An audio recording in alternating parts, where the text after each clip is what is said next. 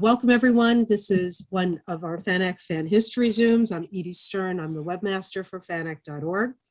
On your screen, you should see Perry Middlemiss, who is a fan historian from Australia, and he's going to start us off today while our other participant, Lee Edmonds, overcomes some of his technical difficulties. Perry, I will let you introduce Lee when he gets here. Perry, as everyone knows, is a Worldcon chair and has been doing an impressive amount of work for FANAC in getting Australian zines scanned so that they can be uploaded for the digital archive. Perry, do you want to say anything before I start sharing the slides? Only that, welcome everybody. I'm sorry we're having a few technical difficulties here, but we hope to be able to overcome those fairly shortly. I'll probably give a least brief introduction to this particular talk, which is titled Wrong Turnings on the Wallaby Track, which is an Australian expression that basically means that you're all over the place. You know where you started from, but you don't know where you're going to, and you don't know the journey that you're going to be taking. Very much like Australian science fiction fannish history, which is why we chose it. Now, this particular talk today is going to be featuring the work of Dr. Leigh Edmonds. Lee is a very long-term fan. I've known him for 40 odd years. He's been in fandom since the mid-1960s. He appears in the first anti-fan film, which was the promotional film for the first AussieCon in 1975, and that was filmed in the early 70s. But Lee had been in Melbourne fandom since around about 1968, and he is also a professional historian. So, if you like, he is probably the eminent person in Australia and in Australian fandom to be able to write a history of Australian fannish history. Not only does he come from a professional background as a historian, but as I said, his fannish history goes right back to the 1960s. So a large number of the people that are going to be mentioned in the latter part, and sometimes even in the earlier part of this particular talk today, Lee would have known personally. He will be talking about fannish history today from its earliest starts in Australia in the late 1920s up through until 1960. Now, we've chosen 1960 as the cutoff point because it just seems to, from his particular history, it seems to form a particular spot in that whole timeline where, if you like, the first stage of Australian fandom got to, and then it kicked off again after 1960. But that will be for another talk, which we will give later on after Lee has completed all of his research into that part of things. But to give you a bit of an idea about what Australia was like way back in the 1920s, it was then and is still now a member of the British Commonwealth. It is a monarchy. Interesting to note that it is one of only 3, 4, maybe 5 countries in the world that remained a democracy throughout the whole of the 20th century. We like to think that Australia's it's been referred to in many cases as the lucky country, and in many cases it is. It's situated basically in a unique part of the world. It's the only country, of course, in the world which sits on its own continent. We like to think of it as a large island with a couple of extra little islands attached onto it, like Tasmania. But it is its own country in its own continent. Now, in the 1920s, Australia was in many intents and purposes a fairly backward country. We were living, as it was referred to then, off the sheep's back, namely the bulk of the economy was run from an agricultural perspective, either wheat or wool. We have some of the best wool in the world, and it was that was where most of our economic activity was coming from. Australia as a particular country, and as it stood at that time, had what was referred to as the White Australia policy. That is, that if you wanted to migrate to this particular country, you pretty much had to be white. In other words, they were trying to keep it as a British colony and keep it that way. And it stayed that way right through until the 1960s. Things didn't really change very much from that perspective until after the end of the Vietnam War. After the Second World War, there was a large immigration flow from Southern Europe, Greece and Italy in particular. But they, to all intents and purposes, according to what the government said, were considered to be white. They fitted into the political future that the political leaders of this country saw at that time.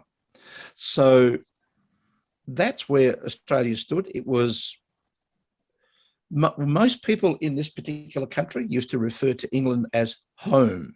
If you were going somewhere, if you were going to England, you were going home. So in other words, there was a very, very strong connection between Australia and the United Kingdom. Not so much a connection between Australia and the US. That didn't start until a bit later in the 1930s when the Second World War started. And of course, during the Second World War, a large number of American troops were based in Australia. Now, like most other SF fandoms around the world, Australia started receiving the American prozines back in the late 1920s. And Lee and a couple of other people in Australia have done searches through those particular prozines and identified a number of Australian correspondents who had letters published in those, one of which was George Turner, who we attempted to have as one of our guests at the 1999 Worldcon, but unfortunately he passed away a year or so before that convention was held and wasn't able to attend, obviously.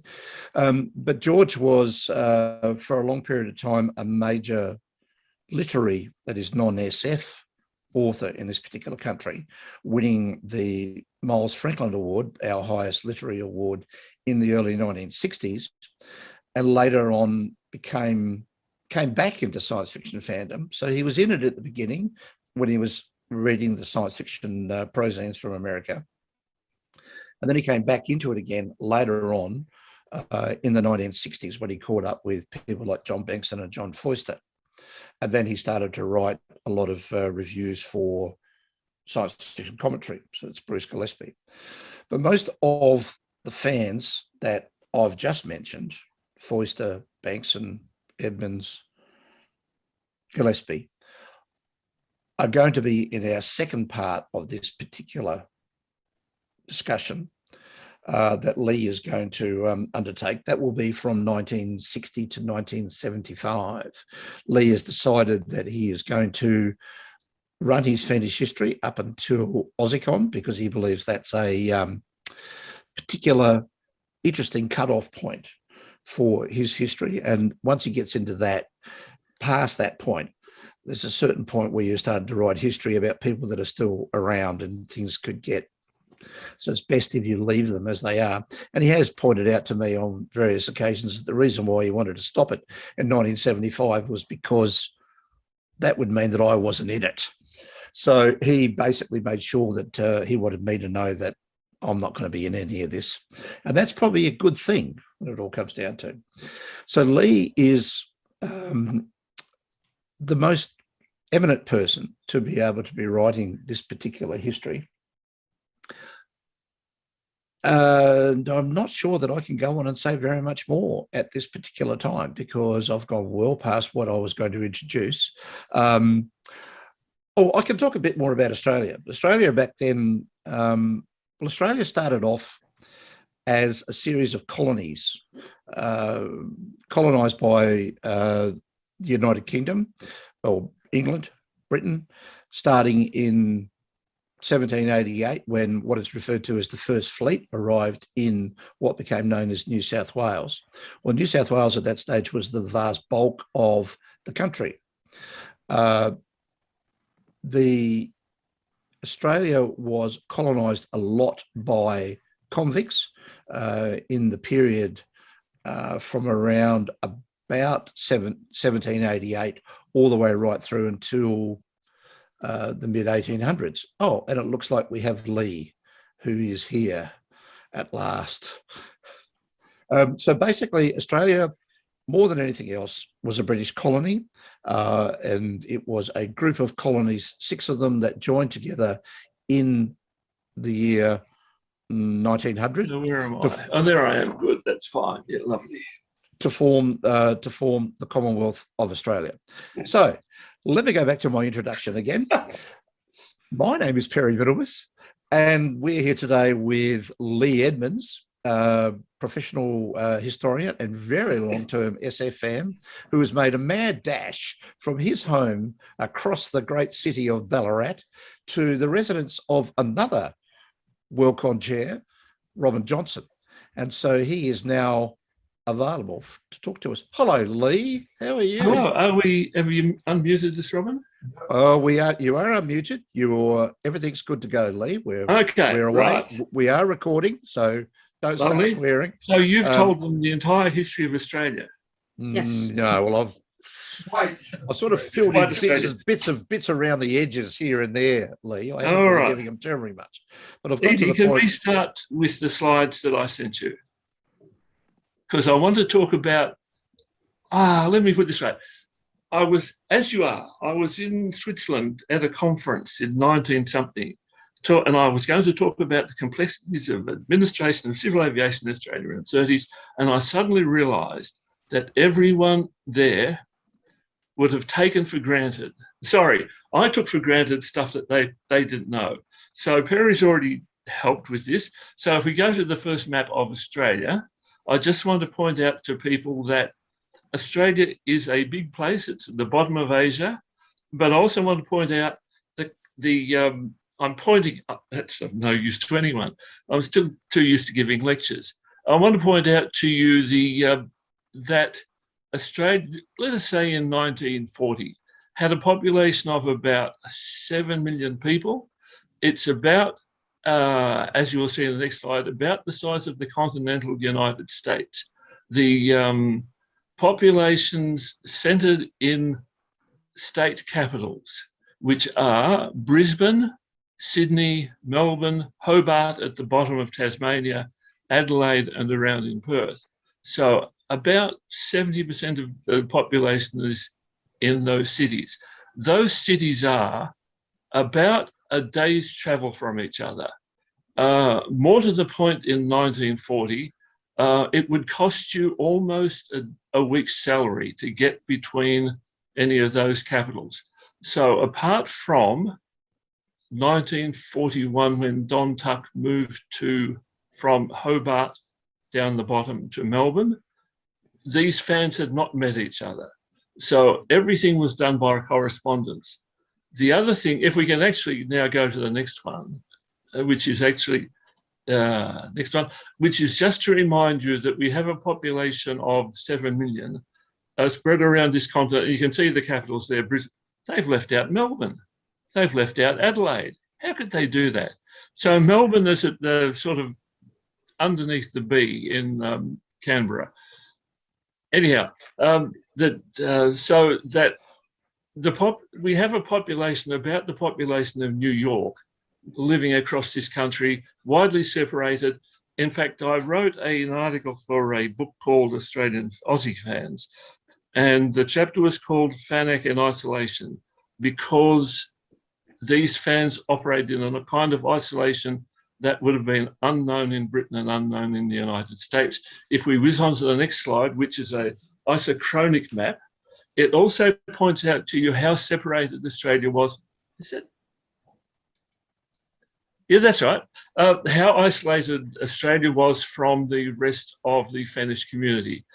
This measures travel time between places, important places, so that this is a British map from 1916, but nothing really changed until about 1960.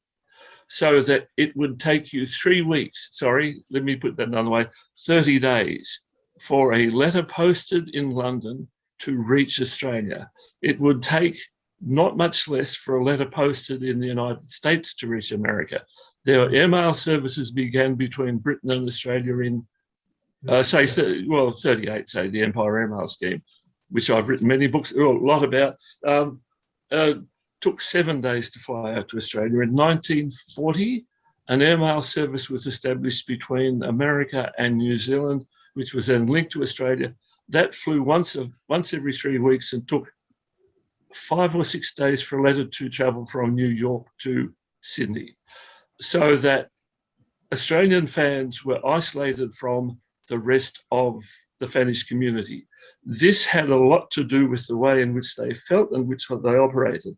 The other thing that we need to understand comes at the beginning of World War II. World War II for us begins in 1939, September 1939, but really Australia's fans didn't notice it because the war was over there. And it wasn't until about April, May 1940 that the Australian government began to get serious about the war. This had partly to do with the fact that the Australian Prime Minister, Pig Iron Bob Menzies, had travelled to Britain, where the Britons made him aware of what was going on. So one of the things that happened, I think it's the beginning of March 40, I'm not very good with dates and people when it comes to talking about them, you can read about them. I think it was back there, what did I say, March? Let's say March 1940. The Australian government decides that we are sending too much money overseas to places that we don't need to spend money to, because the British Empire, of which Australia is a part, is engaged in a war with Germany and it needs every bit of money it can get. So it bans the importation of many American products, including magazines, including science fiction magazines.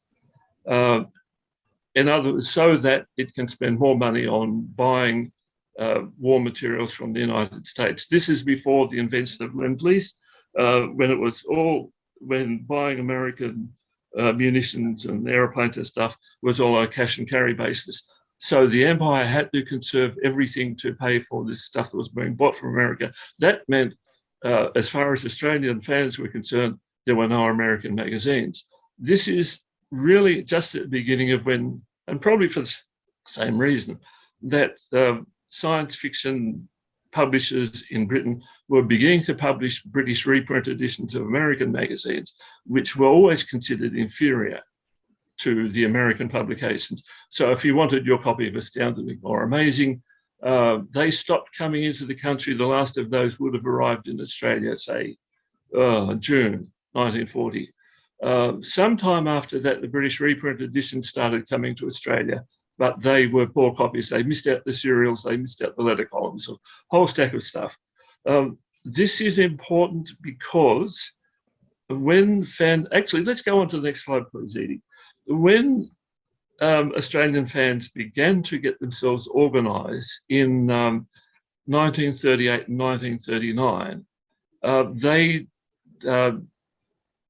formed a strong bond with American fandom through the contacts they discovered through the letter columns of magazines. In fact, a lot of Australian fans discovered each other through the letter columns of American magazines. And of course, when they dried up, those forms of contact disappeared. Gee, where was I going with that? I have no idea. So that the beginnings of fandom in Australia was in Sydney, and basically where a bunch of, in 1935, 36, the Science Fiction League, which was running through, I think, Amazing, Gernsback's magazine, formed a branch in Sydney with about 6 members. We know so little about that group that we only know the names of some of them. I should also mention that we know that the American magazines were coming to Australia, and probably arrived in Australia about September 26, because George Turner later wrote in Science Fiction Review that he'd been walking down Elizabeth Street in Melbourne, had seen the first issue of Amazing on a newsstand and was instantly captivated by it. So that Chris Nelson, an Australian fan, has done a lot of the donkey work in research for this. And one of the things he's done is he looked at the letter columns of all the magazines, probably in the National Library, which would have a pretty good run by now. And he's collected the names of all the Australians who wrote to the prozines from 1926 through to about 1960, so that we know which Australians were writing to Australia, writing to the prozines. They include people who really don't play much of a role here, but they include George Turner, Bert Chandler, Ron Graham, and 2 or 3 others. They also include people from this picture, Bert Castellari, Vol Molesworth, and Bill Veeney, I think. No, Castellari and Veeney knew each other in school. But some of these people only discovered each other through the columns of the American prozines. So in 1940, all that stops. That sort of cuts out the way in which new fans are recruited. There was some attempt in Australia to publish science fiction locally, but that was not successful, partly because of the small population base.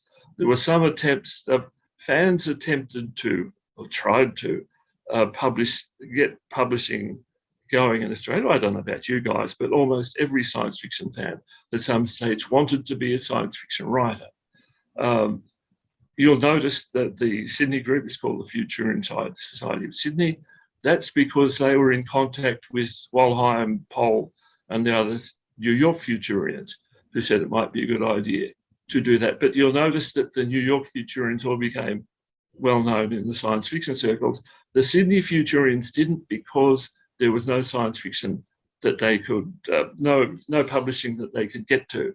The other thing, of course, is that it was also very difficult for Australians to break into the overseas market simply because of the distance and the time it took. So if you wrote your story, you stuck it in the mail, and if you were lucky, it got to New York, say 6 weeks later. Then it would sit in the slush pile for however long things sat in slush piles. Then if the editor liked it, they would write back another 6 weeks, which was very dispiriting for people in Australia to do that kind of thing. The other thing that comes out of this, and it's from what Perry was telling you, is that each of the states, until the introduction of computer, what ITC, Internet, Information Technology, where's my mouse gone?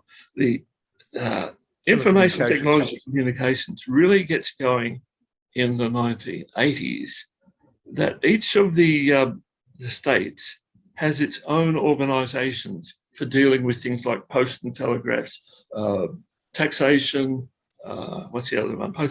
Customs and excise. Although they are Commonwealth government responsibilities and should be uniform across Australia, they're not until the 1980s.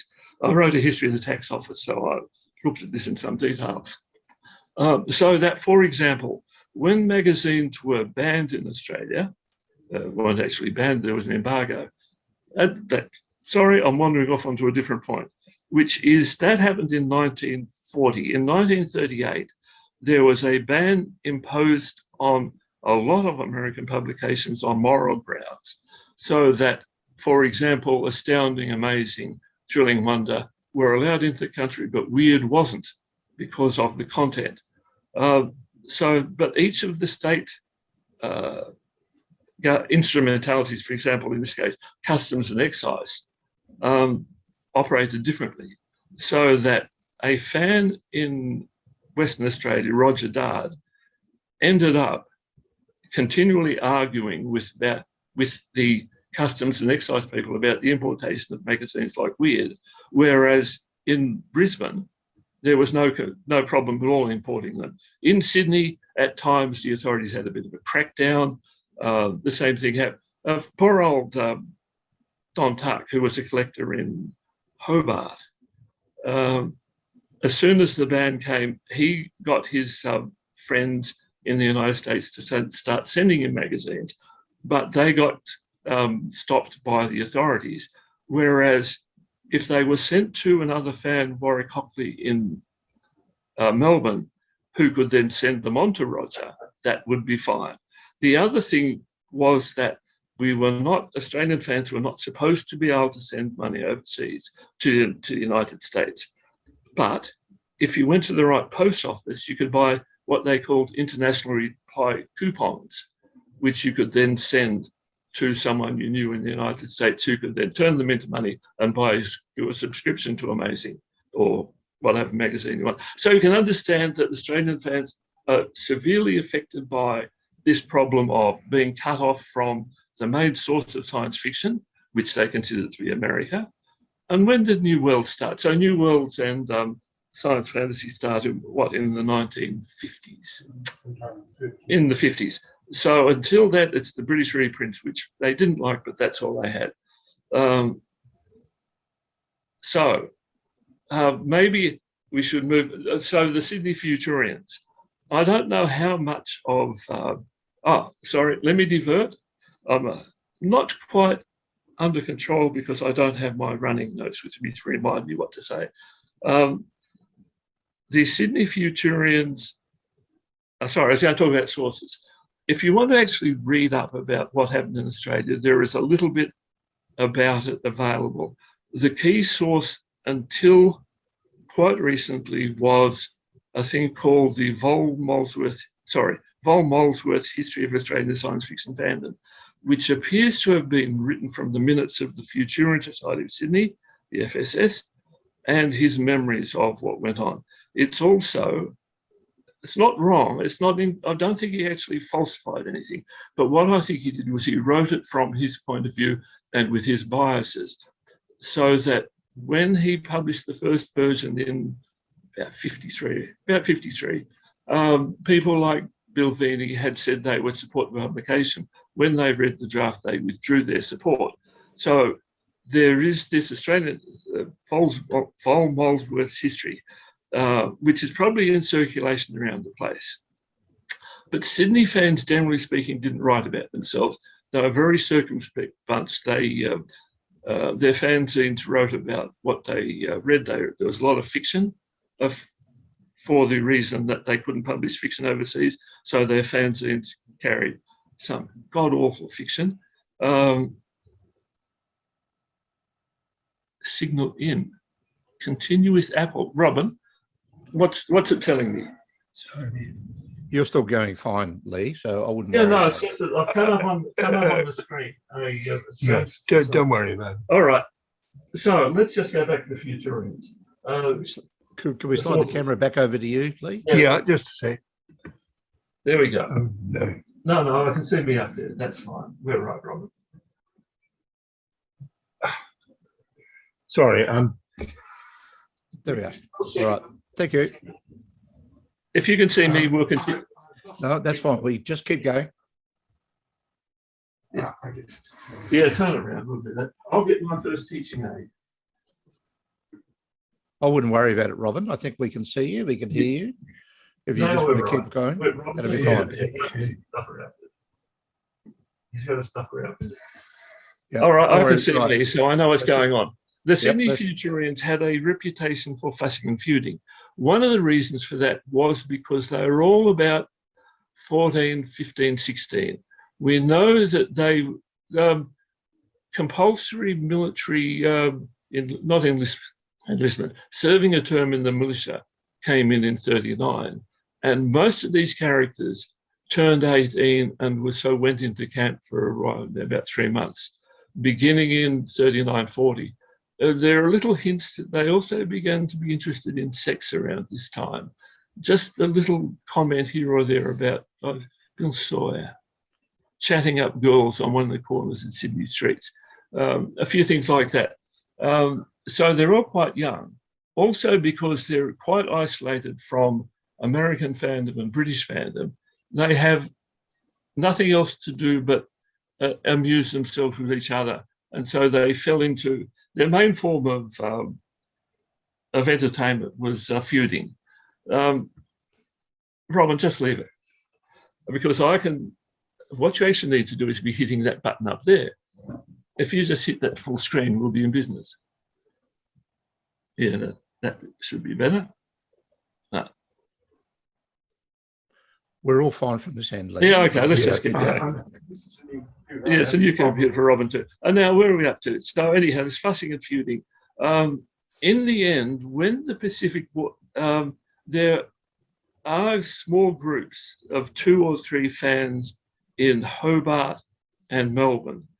In Melbourne, maybe in fact, well, let's have the next picture. That's a this has got to do with fussing and feuding. This is taken after one of the conferences. When things got so bad that the fans wouldn't talk to each other anymore, they'd call a conference and they'd sit down and they'd say, well, this is the way forward, this is what we're going to do. They'd all agree on it, then they go away and start fussing and feuding again. The little character in the front, Graham Stone, is one of the key characters in the development of fandom in Australia and the way in which it developed. But let's chug on to the next picture, which is Warrick Hockley. Warrick Hockley and his mate Keith Taylor and a collector made up Melbourne fandom. They tried to establish a Futurian Society of Melbourne, but there were only 3 members, so they couldn't. They just couldn't find a 4th member. Warrick began publishing a magazine. Lee, why was the 4th member required? I do not know. Actually, Futurian rules. Exactly, Futurian rules. Going back to, don't take the picture back. The Futurian Society of Sydney, Von Molesworth, his father was a parliamentarian in the upper house in Sydney.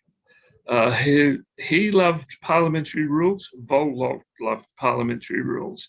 There's a period towards the end of Sydney fandom, this is pre-war Sydney fandom, in which they are revising and rewriting their rules, and then they're typing them out and getting them bound.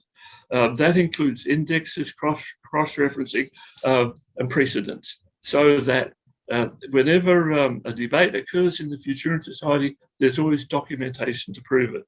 This goes on after the war as well, when the Futurians reformed, and they adopt this parliamentary attitude to just about everything they do. Warrick Hockley, on the other hand, he and his mates were much more freeform, and so they started a fanzine called Austral Fantasy. There was a fortnightly news fanzine in Sydney called the Futurian Observer, which was actually published in batches of about 4 or 5. Now, I haven't been able to confirm this, but I think they were published in batches because they knew when the boat was sailing for America. One of the main reasons that Australians published fanzines, Australians published fanzines before the war was to establish contact with American fanzines. I have here somewhere a copy of the first, this isn't actually the copy, but I picked up some, actually it's Robin's. If we could see that there, that's Spaceways, Harry Warner Jr.'s fanzine. Harry Warner sent to Bert Castellari, probably in early 1939, a copy of Spaceways. Must have picked up his name from the columns in the magazines.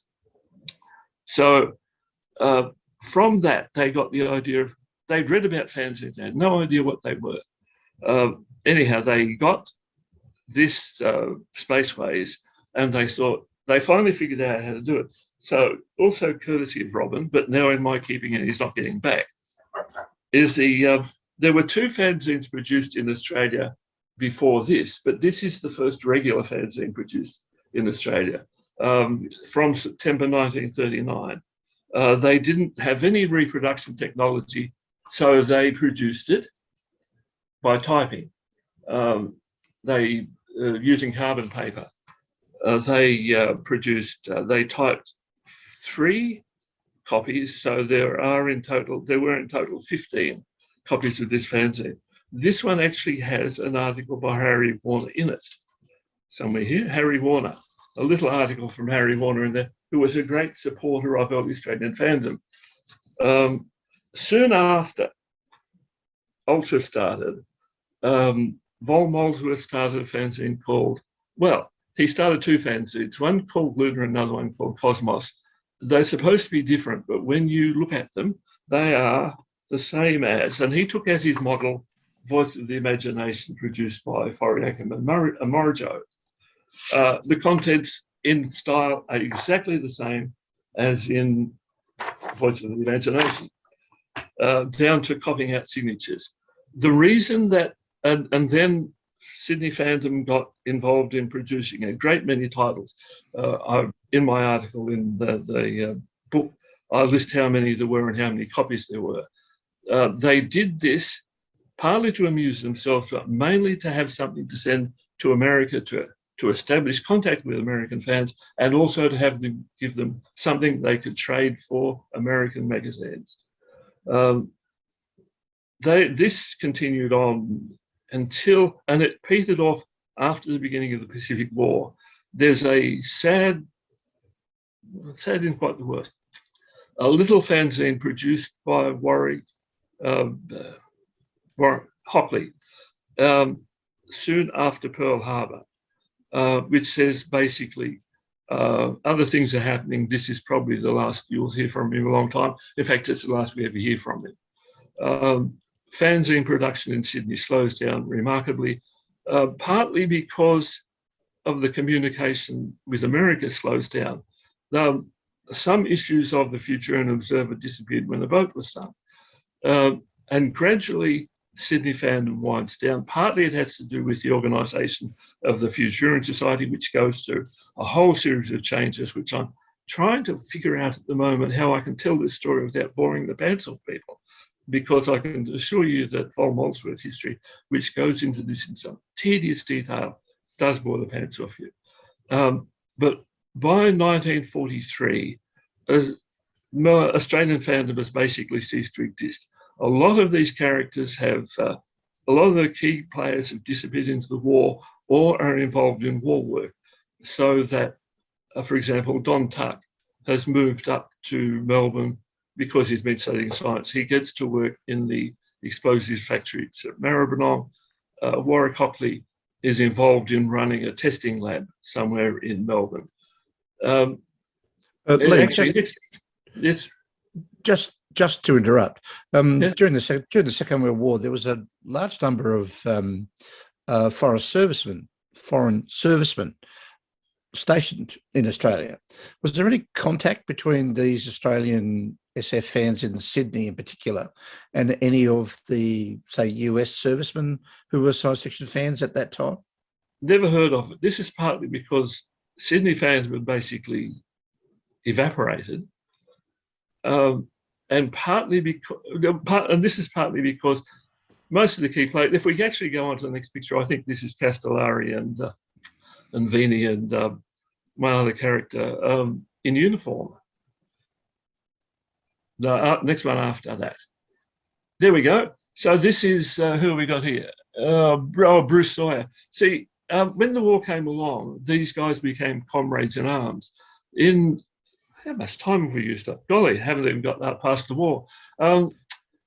These guys, by 1944 in the armed services, were brothers in arms. Before that, Bruce Sawyer and Vini in particular were bitter enemies. So that the war brought them together. The other thing that the war did actually was it brought a lot more mobility to these fans so that they moved around. You could just jump on a troop train and travel down to Melbourne from Sydney overnight. So there's the one occasion, just mentioned briefly, where a bunch of Sydney fans who must have been on leave jumped on a train, travelled down to Melbourne, visited Hockley, and a woman, his name is mentioned, but I know nothing about her, visited Hockley and this woman, and then for a little while, then jump on the train and go back to Sydney again. So there's a kind of mobility that comes with the war. It has all kinds of advantages. The other thing about the war, and this is, since I'm looking at Castellari here, see, by the end of the war, Castellari and Vini are with the Second AIF. No, Second AIF didn't go to Britain. Anyhow, with the Australian Army in Borneo. And it's in Borneo that Castellari hears about the atomic bombs being dropped on Japan. And the other people around him have no idea what it is or what it is that's happened and what it might mean. All Castellari thinks is, oh, it's happened at last, has it? So let us move on to the post-war period if we can. Now, these fans contact with each other, but some of them did not continue on. This picture here shows Bill Vini, who became active again in the Sydney Futurians. Hockley disappears, apart from the fact that when the first get-togethers of fans in Melbourne occurs in about 1950, he's there, but then he doesn't turn up when the group becomes more formalised. So if we go on to the next one. Right, the Sydney Futurians reformed at the end of 1947. They'd actually had a meeting. This is typical Futurian stuff. It must have been Molesworth, Vini, and a couple of new fans held some meetings in 1944 where they thought they might revive the society, but they couldn't agree on a name. So they dissolved and they decided they'd try again after the war. So they tried again in 1947. They re-established the Futurian Society of Sydney. The first thing they do is establish a constitution. They then elect officers. They do one of the things that is necessary in Australian fandom because of the embargo on American science fiction and the difficulty in getting even British science fiction, and that is the establishment of libraries. One of the key features during the 1950s that all fan groups in Australia do is they establish libraries. It's the most important thing they can do. It's partly, well, sorry, it's not partly, it's mainly because science fiction is so difficult to find that they have to have collective collections. The other thing, I don't know if this happened anywhere else. I'm reminded that in 20, when was that last AussieCon, Perry? The one that 2010. 2010, when I was badgered by Chris Nelson into the idea that I'd actually write this history, that Andy Porter was here. And Andy Porter and John Banks are responsible for things that led to the state of play in Australia from the 1960s. So I thought, I've got Andy here, I will interview him. So I did. I got my tape recorder, I went along, sat in a room and I interviewed him. We talked about various things, and I asked him a question, which to Australian fans is a very important question. I said to him, where did you get your science fiction? And he said, oh, he actually looked at me as if I was asking the dumbest question in the world. He said, oh, down at the drugstore. This was not something that happened in Australia. British reprint editions would appear on the newsstands, but apart from that, and then in limited numbers, but apart from that, Australian fans, probably pre-war, but definitely post-war, took to having beats where they would trawl through second-hand shops looking for science fiction. Almost anything would do. It's the way in which Melbourne fans, to a large extent, established contact by meeting each other, travelling around these shops, so that there'd be a shop in Chapel Street, there'd be a shop in Victoria Markets, there'd be several shops, and they'd meet each other there. The same thing probably went on in Sydney, where they had places they went to try and find science fiction. What was probably happening was that people who'd collected science fiction earlier or had contacts with people overseas were buying or selling their collections, and so they were doing it through second-hand shops. So for Australian fans, and look, I didn't get involved in science fiction until 66, 67, and I remember going out trawling probably about Valma and I went trawling, and that would have been in the early 70s, simply to try and find stuff that wasn't available.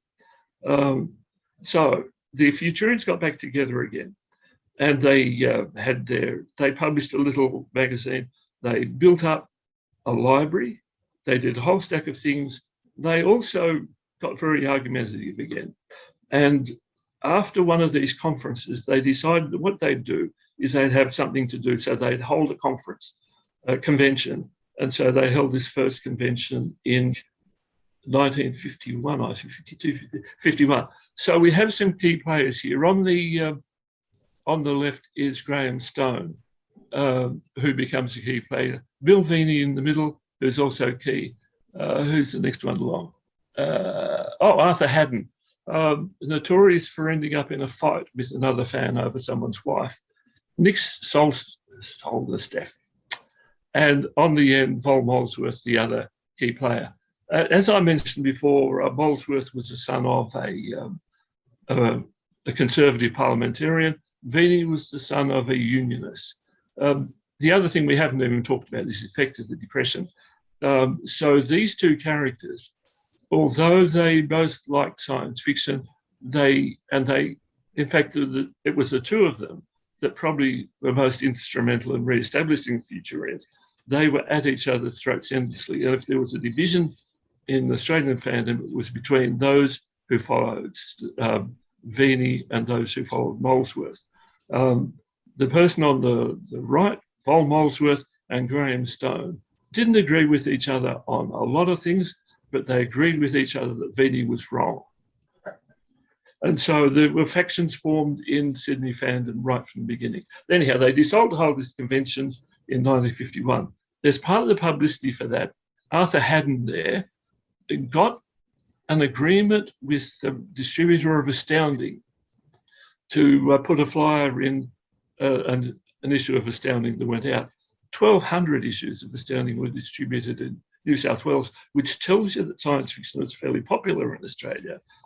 So Haddon, no, of course the BRE. We didn't stop getting BREs until 1960. Just for those that aren't aware, BRE is the British reprint editions that Lee was talking about previously. Yeah. Sorry, just to get the acronyms out of the way.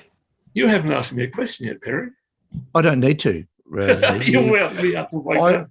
I did actually say at the beginning of this that when we discussed this, that I was just going to get you started and just sit back and let you go, and just act like a sheepdog, and that's what I'm trying to do. Just keep you on track. You're doing fine. Okay, so these guys organised a convention. There wouldn't have been more than 20 people in the Futurians.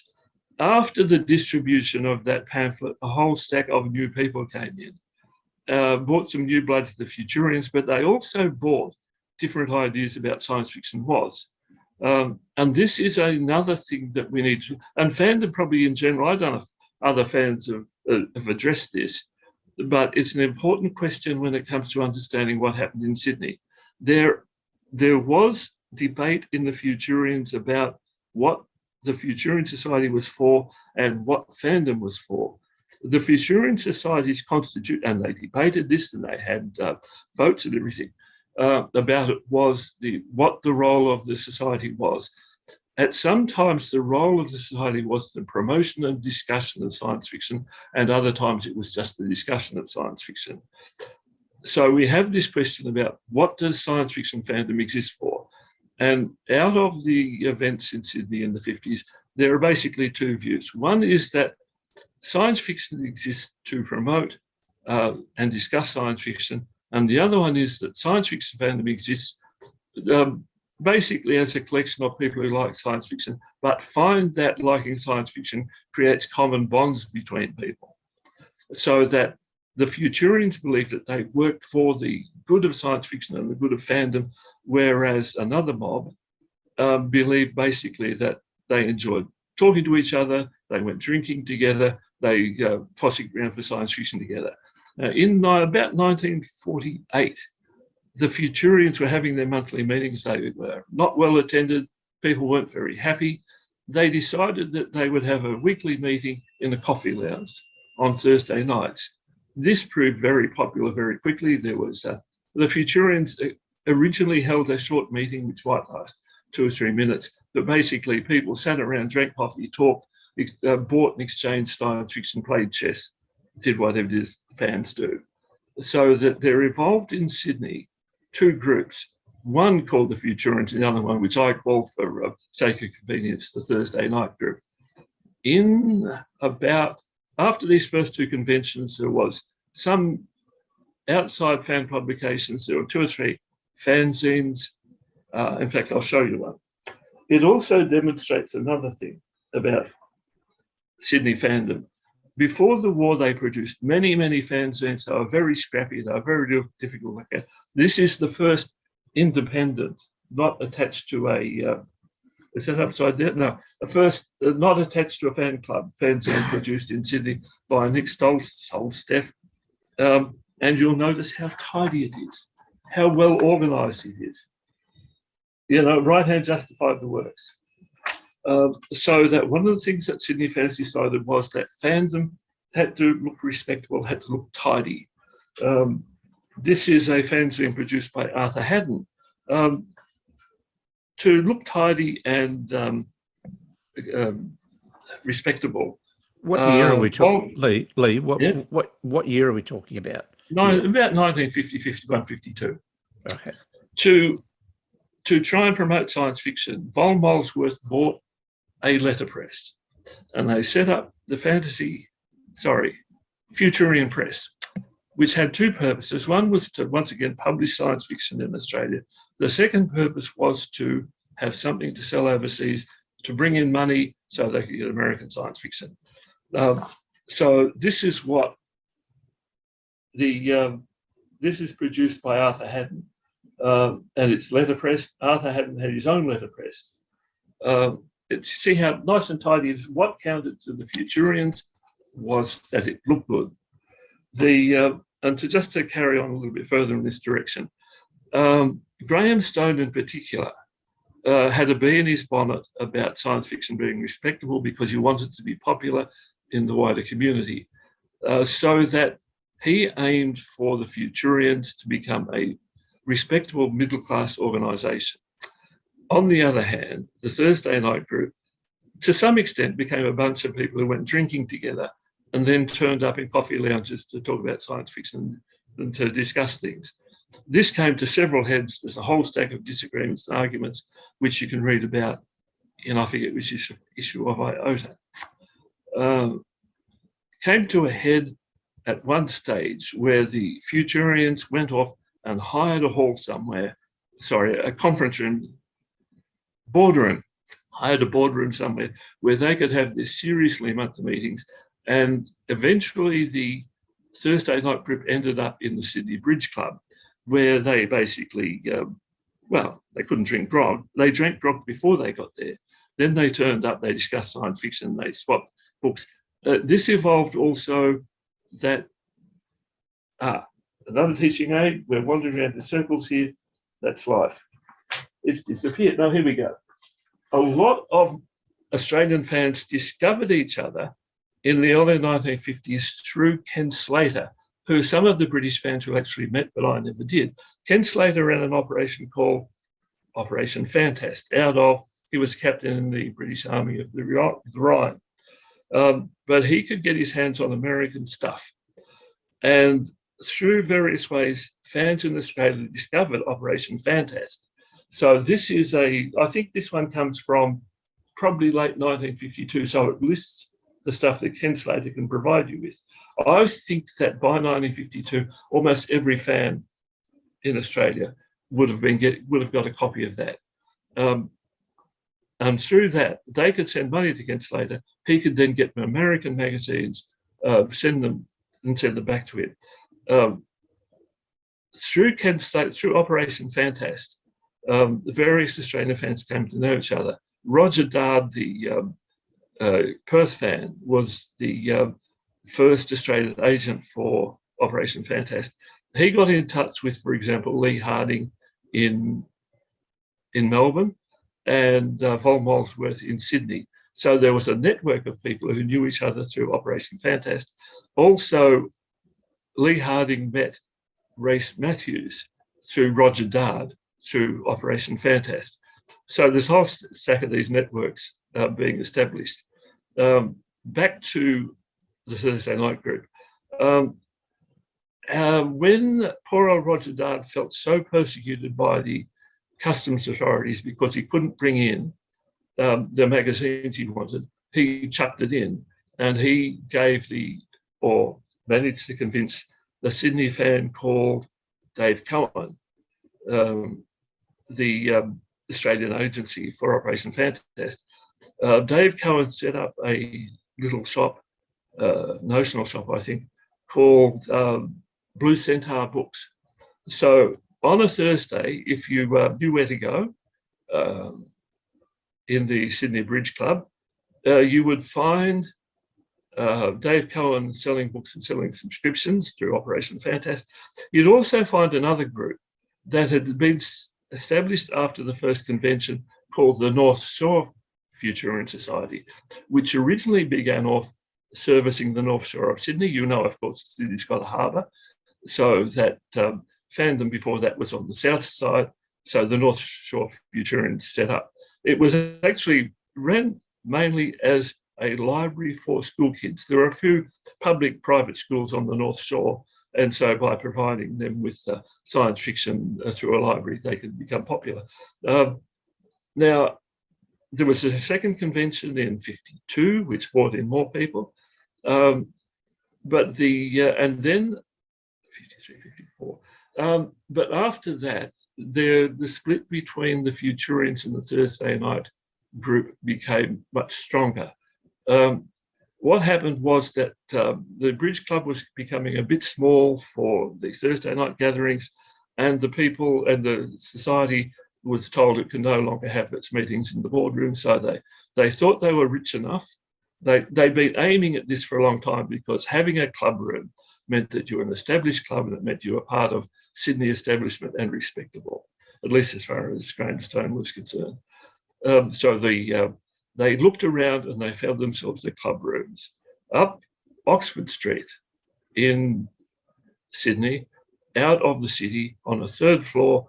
They organised, they had an arrangement with the guy who owned the place that there would be no drinking, and there would also be fairly quiet, which suited Stone, because that was what he wanted science fiction fandom to be, quiet and respectable. So